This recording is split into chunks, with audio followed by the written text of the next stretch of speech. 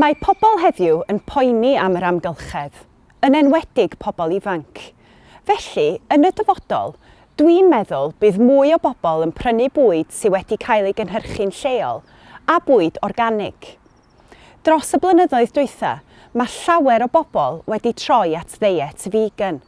Mae dewis mawr o fwydydd vegan ar gael rwan, ac mae gwyddonwyr yn medru creu cig mewn labordau.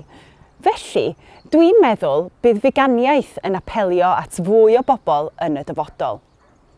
Wedi deud hynny, dydy bwyd vegan ddim at ddant pawb, ac mae cig, caws a gwyau yn rhan bwysig o ddiet llawer o bobl.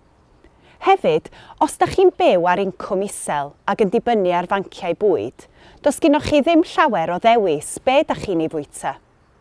Gobeithio yn y dyfodol byddwn ni'n medru cael gwared ar y banciau bwyd ac y bydd hi'n haws i bawb fwyta deiet cytbwys a giach. Yn y dyfodol, dwi'n gobeithio bydd miliwn o bobl yng Nghymru yn medru siarad Cymraeg. Mae Llywodraeth Cymru wedi gosod nod o gael miliwn o siaradwyr Cymraeg erbyn y flwyddyn 2050. Bydd hi'n dipyn o her, ond dwi yn meddwl bod hynny yn bosib, achos bod llawer o bobl yn anfon eu plant i ysgolion Cymraeg ym mhob ran o Gymru. Hefyd, mae hi'n haws y lawer i oedolion ddysgu Cymraeg rwan, efo gwersi ar-lein ac yn y dosbarth, apia fel Duolingo a grwpiau sgwrsio ar Zoom. Ond mae rhaid i siaradwyr Cymraeg rhugl fel fi gefnogi dysgwyr Cymraeg. Rhaid i ni wneud yn siŵr bod digon o gyfleoedd i ddysgwyr ymarfer eu Cymraeg. Wedyn, byddwn ni'n medru cyrraedd y nod. Yn y dyfodol, dwi'n gobeithio fydd hi'n haws i ferched gael gyrfa y myd chwaraeon.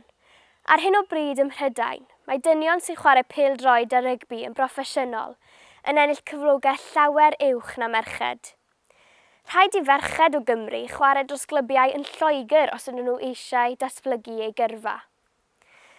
Mae nhw angen sicrwydd swyddi yng Nghymru felly. Dwi'n gobeithio fydd hyn yn newid yn y dyfodol. Mae mwy o ddiddordeb nawr yn nhîm pêl-droed merched Cymru ac mae llawer o bobl yn mynd i'w gwylio nhw'n chwarae. Mae merched yn disgleirio mewn campau eraill ar hyn o bryd hefyd, fel tennis. Felly, gobeithio yn y dyfodol bydd cyfleoedd cyfartal i ddynion a menywod y myd chwaraeon.